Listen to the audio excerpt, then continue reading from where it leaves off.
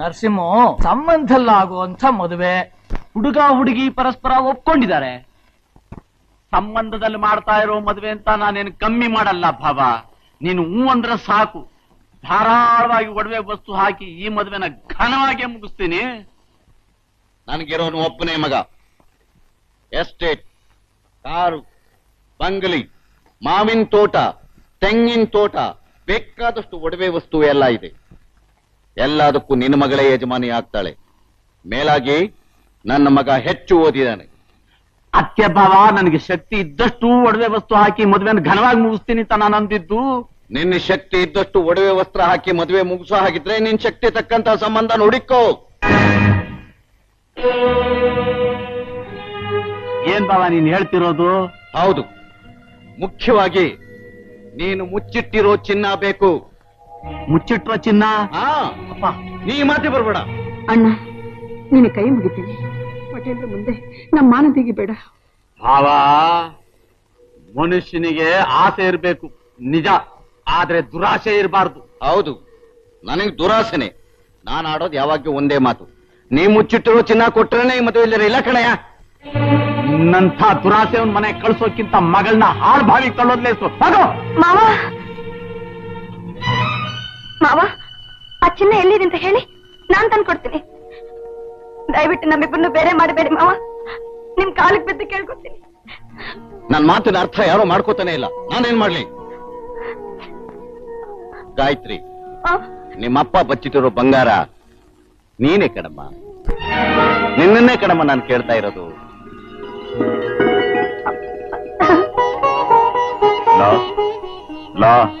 Low ಬಾವ, ಒಂದೇ ಮಾತನ್ನ ನನ್ನ ಬುಗುರಿ ಆಡಿಸ್ಬಿಟ್ಟಲ್ಲ ಯಾವ ಅಲ್ವೋ? ಈ ಮಹಾಲಕ್ಷ್ಮಿನ ನಮ್ಮ ಮನೆಗ್ ಕಳಿಸ್ಕೊಡು ಅಂತಂದ್ರೆ ಒಡವೆ ಕೊಡ್ತೀನಿ, ವಸ್ತ್ರ ಕೊಡ್ತೀನಿ, ಅದು ಕೊಡ್ತೀನಿ, ಇದು ಕೊಡ್ತೀನಿ ಅಂತಂದಿಲ್ಲ. ಹೌದಪ್ಪ, ನನ್ನ ಹೆಂಡತಿನೂ ಸೇರಿಸಿ ನಾನು ಡಬ್ಬಲ್ ಮುಟ್ಟಾಳ. ಅಪ್ಪ, ನಿಮ್ಗೆ ನಿಜವಾಗ್ಲೂ ಚಿನ್ನದ ಆಸೆ ಹಿಡ್ಕೊಂಡ್ ಬಿಟ್ಟಿದೆ ಅಂತ ಹೆದರ್ಕೊಂಡ್ ಬಿಟ್ಟಿದ್ದೆ ನಾನು.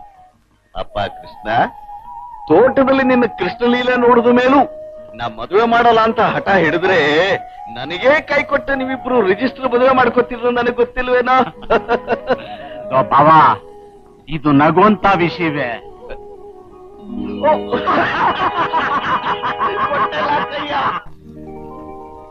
ಅದೃಷ್ಟ ಅಂದ್ರೆ ನಿಂದೆ ಕಣ. ಕೊನೆಗೂ ಇಷ್ಟಪಟ್ಟು ಹುಡುಗಿನೇ ಮದುವೆ ಆಗ್ತಿದೆಯಲ್ಲ. ಸರಿ ಮೋಹನ್, ನಾನಿನ್ ಬರ್ತೀನಿ. ಇದೇನು ಇಷ್ಟ ಬೇಕಾ? ಇನ್ನು ಬಹಳ ಕಡೆ ಪತ್ರಿಕೆ ಕೊಡೋದಿದೆ. ಸೇವ್.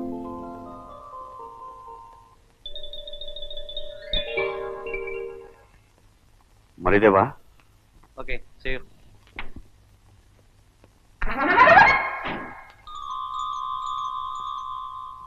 ಗುಂಡಣ್ಣ, ಏನ್ ನೋಡ್ತಾ ಇದ್ದೀರಿ? ಬನ್ನಿ ಬೇಗ. ನೀವು ನಡೀಲಿಕ್ಕೆ ಯಜಮಾನ್ರೆ, ಒಂದ್ ಸಣ್ಣ ಕೆಲಸ ಇದೆ, ಅದನ್ನು ಮುಗಿಸ್ಕೊಳ್ಳಿ, ಹಾಗೆ ಬಂದ್ಬಿಡ್ತೀರಿ. ಬಾಯ್.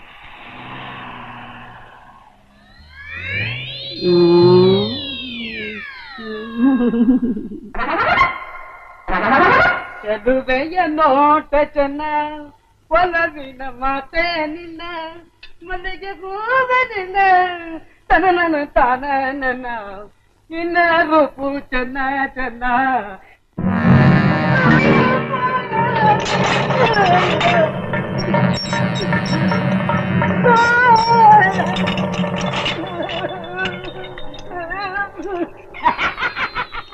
ನಾನು ಕಡೋ ಭಟ್ಟ.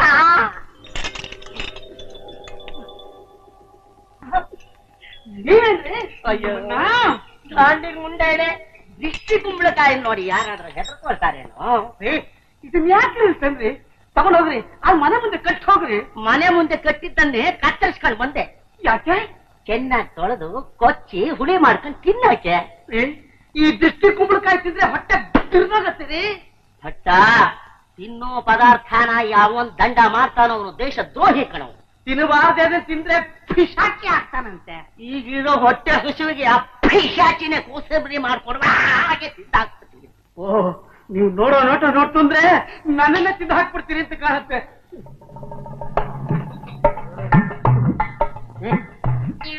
ತಗೊಂಡೋಗಿ ತಿಂದು ಜಾಗ ಖಾಲಿ ಮಾಡಿ. ಈರುಳ್ಳಿ ಬಜ್ಜಿ ಎಷ್ಟೊಂದು ಎಣ್ಣೆ ವೇಸ್ಟ್ ಮಾಡಿದೀಯೋ ನೋಡಿ. ನನಗೆ ಬರ್ತಾ ಇರೋ ಕೋಪದಲ್ಲಿ ಆ ಕಾದ ತಲೆ ಸೋಲ್ಬಿಡ್ತೀನಿ. ಸರಿ, ನೀರ್ ತಗೊಂಡು ಬಾ.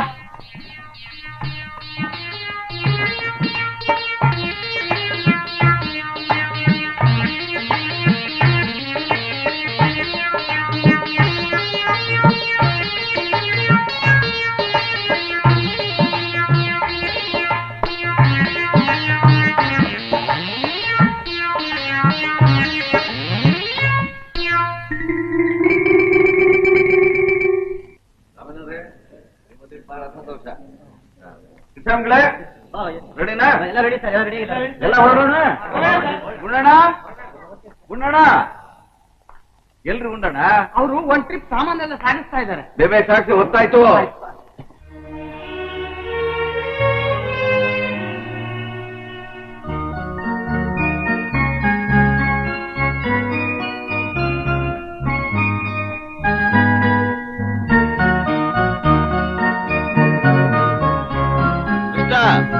ಒಂದೇ ಅಪ್ಪ.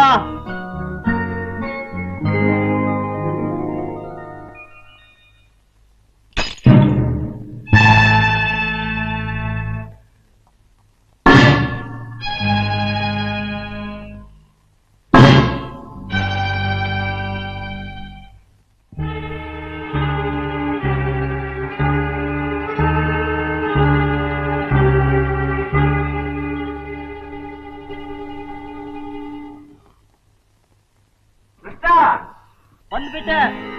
ರಾಹು ಕಾಲ ಬಂದ್ಬಿಡುತ್ತೆ, ಬೇಗ ಬಾರಯ್ಯ.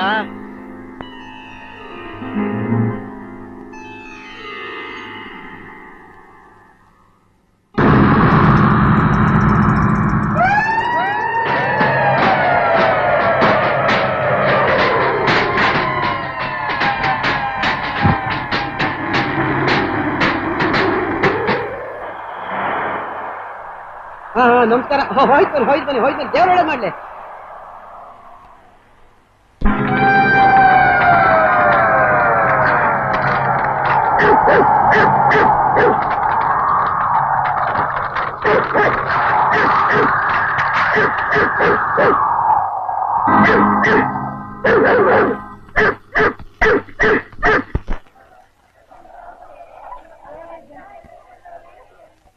ರೀ ಗೌರಮ್ಮ, ಸ್ವಲ್ಪ ಬೇಗ ರೆಡಿ ಮಾಡಿ, ಮೆರವಣಿಗೆ ಬರ್ತಾ ಇದೆ. ಏನಮ್ಮ ಸುಮ್ಮನೆ ಕೂತ್ಕೊಂಡ್ಬಿಟ್ಟೆ, ಸ್ವಲ್ಪ ಓಡಾಡು.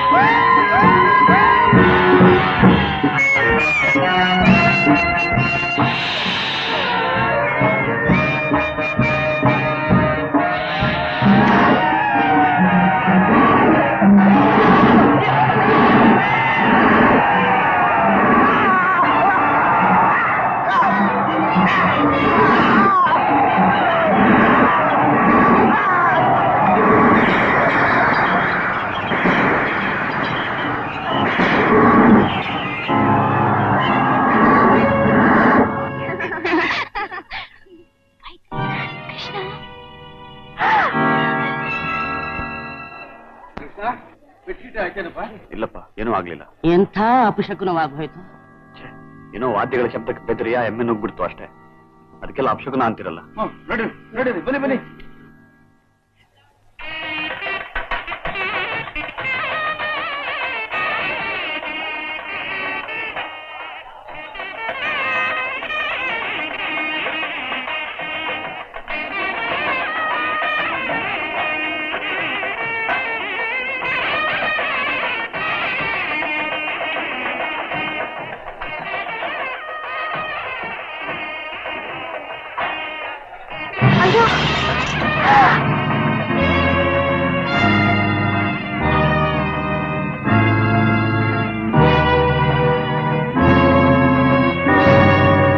ಯೋಚನೆ ಮಾಡ್ತಾ ಇದ್ರೆ ಮುಹೂರ್ತ ನೀರು ಹೋಗುತ್ತೆ.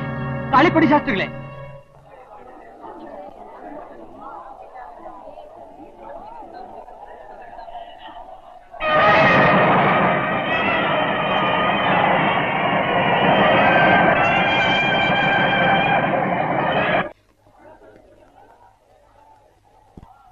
ರೀ ಬನ್ನಿ ಬನ್ನಿ ಬನ್ರಿ ಇಲ್ಲಿ. ಗಾಯತ್ರಿ ನೋಡಿದ್ರ? ರೂಮ್ ನಲ್ಲಿ ಇರ್ಬೇಕಲ್ಲ. ಎಲ್ಲಾ ಕಡೆ ನೋಡಿಯತು ಎಲ್ಲೂ ಇಲ್ಲ. ಸರಿಯಾಗಿ ನೋಡೆ, ಮೊದಲೇ ಅವಳು ಮನಸ್ಸು ಸರಿಯಾಗಿಲ್ಲ. ಅಯ್ಯೋ ಗಾಬರಿ ಆಗ್ಬೇಡಿ, ನನ್ ಗೊತ್ತ ಅವಳು ಎಲ್ಲಿದ್ದಾಳೆ ಅಂತ. ಇಲ್ಲೇ ಇರಿ, ನಾನು ಅವಳನ್ನು ಕರ್ಕೊಂಡು ಬರ್ತೀನಿ.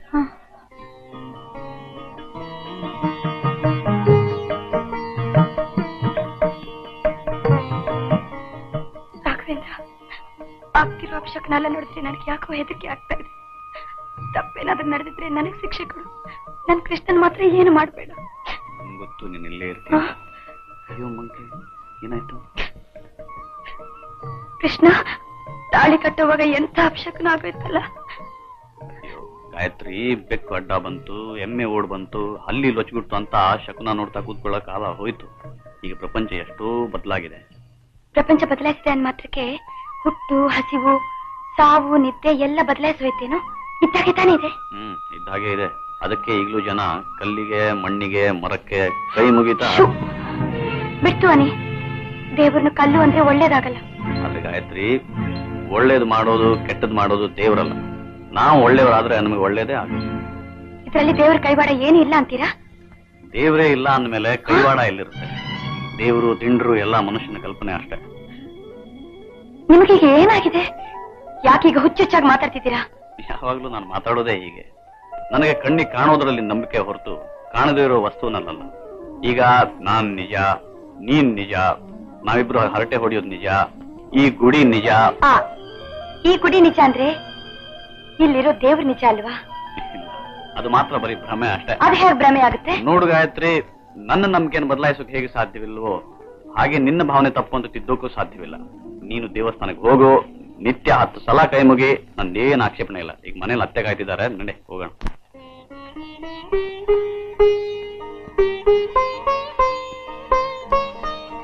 ಗಾಯತ್ರಿ ಎಲ್ಗೋಗಿದ್ಯಮ್ಮ? ದೇವಸ್ಥಾನದಲ್ಲಿದ್ರು.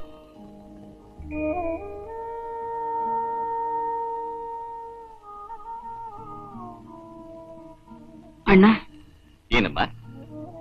ನನಗೆ ಯಾಕೋ ಮನಸ್ಸೇ ಸರಿ ಇಲ್ಲ. ಮುಂದೆ ನಡಿಬೇಕಾದ ಎಲ್ಲಾ ಕಾರ್ಯನು ನಿನ್ ಮನೇಲೆ ನಡೆಸಿದ್ರೆ ಒಳ್ಳೇದು ಅಂತ ಕಾಣುತ್ತೆ. ನಿನ್ನ ಮನೆ ಏನು, ನನ್ನ ಮನೆ ಏನಮ್ಮ?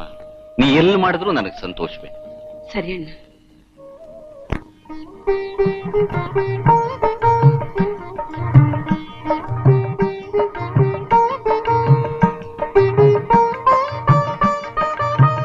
ಇರು, ಅಷ್ಟೊಂದು ಅವಸರ ಪಟ್ರೆ ಹೇಗೆ? ಮೊದ್ಲು ನಿನ್ ಗಂಡನ ಹೆಸರೇಳಿ, ಆಮೇಲೆ ಒಳಗಡೆ ಹೋಗು. ಹೇಳ್ಬಿಡಿ ಬೇಗ. ನೀವೇ ಮೊದ್ಲು ನಿಮ್ ಹೆಂಡತಿ ಹೆಸರು ಹೇಳ್ಬಿಡಿ. ನಾನೇ ಗಾಯತ್ರಿ. ಗಾಯತ್ರಿ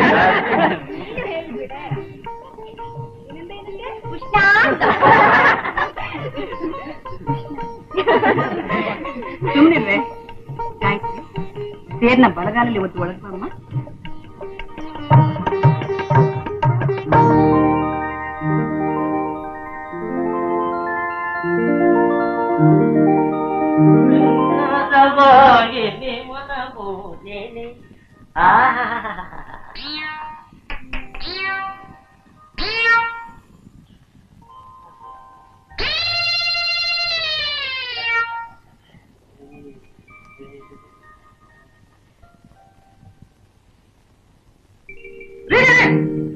ಇಲ್ಲೂ ತೋರಿಸ್ಬಿಟ್ರ ನಿಮ್ಮ ಅಯೋಗ್ಯತನ. ಯಾಕ್ರಿ ಆ ಹೂವು ಕೈ ಹಾಕಿದ್ರಿ? ಅನ್ಯಾಯವಾಗಿ ಹೂವೆಲ್ಲ ಮಂಚದ ಮೇಲೆ ಒಣಗಿ ಹೋಗುತ್ತಲ್ಲ ಅಂತ ಕಣೋ. ನಿಮ್ಮ ಕೊಳಕೋ ಜಾಬಕ್ ತುರ್ಕೊಂಡ್ರೆ ಒಣಗೋದಿಲ್ವೇನ? ಅದಕ್ಕಿಂತ ಮುಂಚೆ ನಾನು ಸತೀಶ್ ಶಿರೋಮಣಿ ತಲೆ ಮುಡಿಸ್ಬಿಟ್ಟಿರ್ತೀನಲ್ಲ. ಯಾಕೆ ಮಲ್ಲಿಗೆ ಯಾವ ಮುಡಿಸ್ತಾ ಇದ್ರೆ ನಿನ್ನೆಲ್ಲ ಆಗತ್ತೆ ನಿಮ್ ಹೆಂಡತಿ ತಲೆ. ನಿನ್ ತಲೆ ನಾನು ರುಸಿ ತಾಕಣ, ನಾನು ರುಸಿ ತಾಕಣ. ತಪ್ಕೊಂಡ ಆಗ್ಲೆಲ್ಲ ಮೈಸೂರು ಮಲ್ಲಿಗೆ ವಾಸನೆ ತಗೋತೀನಿ ಕಣೋ. ಹಾಗೆ ಹಾಗೆ ನೀನಾ? ನಿಮ್ಗೇನ್ ಬಂತ್ರಿ ಚಪಲ? ವಯಸ್ಸಾದ್ಮೇಲೆ ಕಣ ಚಪಲ. ನಿಮ್ ಹೆಂಡತಿ ಲಕ್ಷಣವಾಗಿದ್ರೆ ಇನ್ನು ಏನೇನ್ ಹಾಕಿದ್ರೋ ನೀವು? ಯಾಕೆ ಏನಾಗಿದ್ದಾಳೆ? ತುಪ್ಪದ ಆಂಜನೇಯಂಗೆ ಸೀರೆ ಉಳಿಸ್ತಾಗಿದ್ದಾಗಿದ್ದಾಳೆ.